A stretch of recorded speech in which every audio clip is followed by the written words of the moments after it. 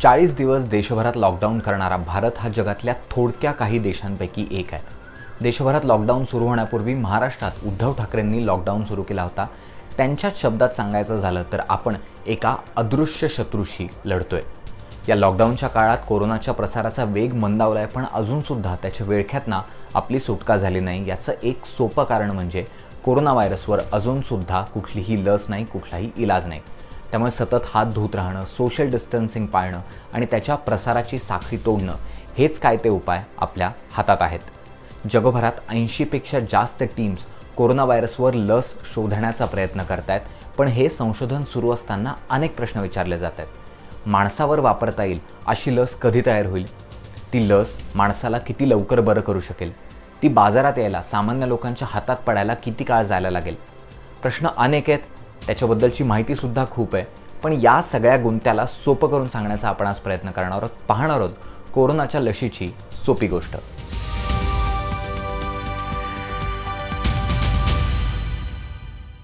जगभरात जवळपास 210 देशांमध्ये कोरोना व्हायरसचा प्रसार झाला आहे. 30 लाखांपेक्षा जास्त लोकांना याची लागण झाली आहे आणि 2 लाखापेक्षा जास्त लोकांचा या आजारामुळे मृत्यूसुद्धा झाला आहे. कोरोना व्हायरसवर जेव्हा लस मिळेल तेव्हा ती लोकांची रोगप्रतिकारक क्षमता वाढवून या व्हायरसचा संसर्ग कमी करायला मदत करेल.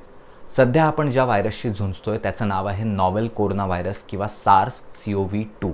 याच्या आधी 4 प्रकारचे कोरोना व्हायरस येऊन गेलेत. त्यांची लक्षणं ही सर्वसाधारणपणे सर्दीसारखी असतात, पण हे आपल्याला लक्षात घ्यायला हवं की यातल्या एकावर सुद्धा आत्तापर्यंत लस सापडली नाही आहे. आत्ता जगभरात 80 गट नॉवेल कोरोना व्हायरसवर लस तयार करण्याचं काम करत आहेत. त्यांच्यातल्या 4 आपल्या लशींची चाचणी करायला सुरुवात केली आहे. पहिला प्रयोग झाला मार्च महिन्यात अमेरिकेतल्या सिॲटलमध्ये. त्यांनी आपल्या लसीची थेट माणसांवर चाचणी केली. सर्वसाधारणपणे कुठलीही लस तयार झाली की तिची चाचणी ही आधी प्राण्यांवर केली जाते, पण या टीमने ही पायरी गाळली आहे. दुसरा प्रयोग होतोय इंग्लंडमध्ये. तिथल्या ऑक्सफर्ड विद्यापीठातले संशोधक आपली लस त्यांनी आत्ताच त्याची चाचणी सुरू केली आहे. 800 लोकांवर याचा प्रयोग केला जाणार आहे. निम्म्या लोकांना कोरोना व्हायरसवरची लस दिली जाणार आहे आणि उरलेल्या निम्म्या लोकांना मेनिंजायटिसवरची लस दिली जाणार आहे आणि मग त्याचा तुलनात्मक अभ्यास केला जाईल आणि पुढचे निकाल आणि पुढचे प्रयोग केले जातील. सानोफी आणि GSK या औषध क्षेत्रातल्या 2 बड्या कंपन्यासुद्धा एकत्र येत आहेत आणि त्या लस तयार करण्याचं काम करत आहेत. ऑस्ट्रेलियात सुद्धा लशीचं काम सुरू आहे. 2 लशींची प्राण्यांवर चाचणी झालेली आहे आणि एप्रिल महिन्याच्या अखेरीपर्यंत ऑस्ट्रेलियातले संशोधक आपल्या लशीची माणसांवर चाचणी करण्याच्या तयारीत आहेत.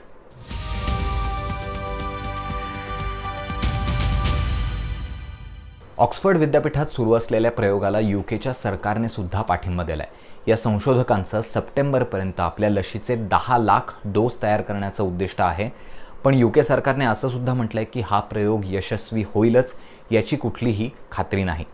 पण समजा हा प्रयोग यशस्वी झाला आणि ही लस जर खरोखर माणसांवर काम करू शकली तर ही नेमकं आपल्या शरीरात जाऊन काम कसं करेल ते आपण समजून घेऊ.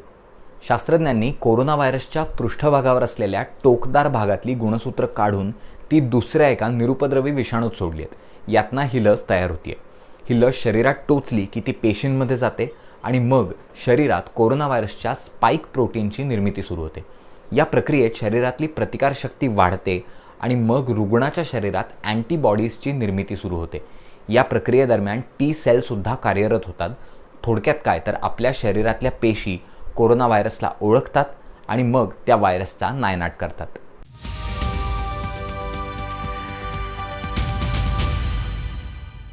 ब्रिटिश सरकारप्रमाणे जगभरात जिथे जिथे लशींचं काम सुरू आहे त्यातल्या कोणीही अशी खात्री दिली नाही आहे की त्यांचा प्रयोग यशस्वी होईल आणि लस हातात येईल. काहींनी अशी सुद्धा भीती व्यक्त केली आहे की लशीमुळे कोरोनाच्या संसर्गाचा धोका अधिक वाढू शकतो. पण ऑक्सफर्डमधल्या शास्त्रज्ञांनी ही भीती त्यांना वाटत नाही असं स्पष्ट केलं आहे.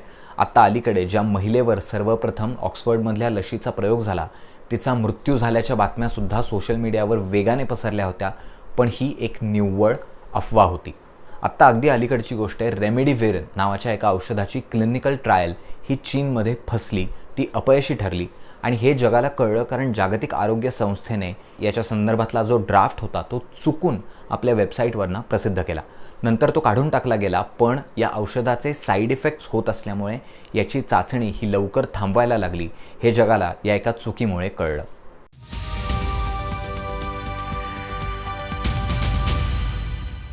आत्ता 2 आठवड्यापूर्वी अमेरिकेचे परराष्ट्र सचिव माईक पॉम्पेओ यांनी असं म्हटलं होतं की भारत आणि अमेरिका हे एकत्रितपणे प्रयत्न करून कोरोना व्हायरसवर लस बनवण्याचं काम करत आहेत.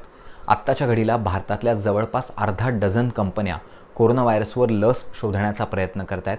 त्याच्यातलीच एक कंपनी आहे पुण्यात ज्यांचा कारखाना आहे, ती सिरम इन्स्टिट्यूट ऑफ इंडिया. त्यांनी अमेरिकेतल्या कोडॅजेनिक्स या फार्मा कंपनीबरोबर भागीदारी करत या कोरोना व्हायरसवर लस शोधण्याचे प्रयत्न सुरू केलेत. या कंपनीचे CEO आदर पूनावाला यांनी BBCशी बोलताना असं सांगितलं, एप्रिल महिन्यात उंदीर आणि इतर प्रायमेट्सवर या लशीची चाचणी करण्याचा आमचा मानस आहे. सप्टेंबरपर्यंत आम्ही माणसांवर चाचणी सुरू करू शकू अशी आम्हाला अपेक्षा आहे. ऑक्सफर्ड विद्यापीठात बनत असलेल्या लशीचं मोठ्या प्रमाणावर उत्पादन करण्यासाठी पुण्यातल्या सिरम इन्स्टिट्यूट ऑफ इंडियाने ऑक्सफर्ड युनिव्हर्सिटीबरोबर भागीदारी केली.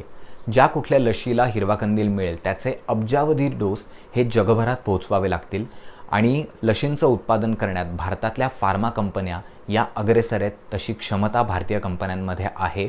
सिरम इन्स्टिट्यूटने BBCला असं सांगितलं की त्यांच्याकडे 40 कोटी डोस बनवण्याची क्षमता आहे. आता हे झालं पुण्यातल्या कंपनीचं.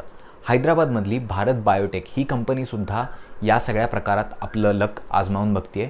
त्यांनी अमेरिकेतल्या युनिव्हर्सिटी ऑफ विस्कॉन्सिन मॅडिसन आणि फ्लूजेन या फार्मा कंपनीबरोबर एकत्र येत भागीदारी केली आहे. ते सुद्धा जर तिथली लस यशस्वी ठरली तर त्याचं मोठ्या प्रमाणावर उत्पादन करण्यासाठी त्याच्यात सहभागी होणार आहेत.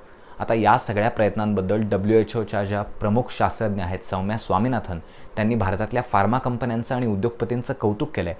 त्यांनी असं म्हटलं की एक चांगला व्यवसाय चालवण्याबरोबरच लोकांपर्यंत औषधं पोहोचवण्याचा आणि काहीतरी चांगलं करून दाखवण्याचा जो या उद्योगपतींचा विचार आहे तो कौतुकास्पद आहे.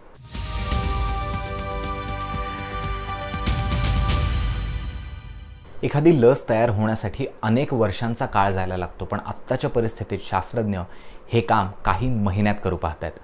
पण इतकं सगळं असलं तरी सगळ्या प्रयत्नांना यश यायला आणि लोकांच्या हातात लस येण्यासाठी 2021चा मध्य उजाडेल असंच सगळ्यांचं म्हणणं आहे. म्हणजे हा नॉवेल कोरोना व्हायरस जेव्हा पहिल्यांदा जगासमोर आला तेव्हापासून 12 ते 18 महिन्यांचा काळ लोटल्यानंतर ही लस लोकांच्या हातात आलेली असेल. आता ही लस तयार झाल्यानंतर ती महाराष्ट्रात कशी येईल हा प्रश्न साहजिकच तुम्हाला पडला असेल.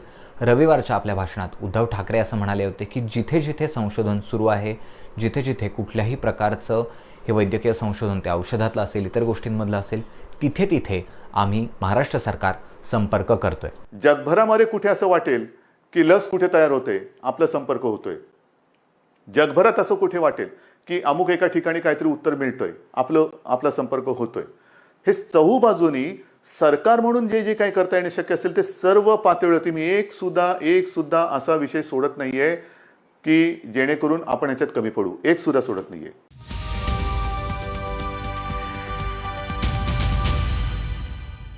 पण लशीवर संशोधन करण्यापासून ती बाजारात येईपर्यंत त्याला अनेक टप्पे पार करायला लागतील. हे टप्पे काय असतील? चाचणीतनं हे सिद्ध व्हावं लागेल की तयार झालेली लस ही सुरक्षित आहे. त्यानंतर लशीमुळे लोकांच्या प्रतिकारशक्तीला कोरोनाच्या विषाणूला प्रतिसाद देता आला पाहिजे.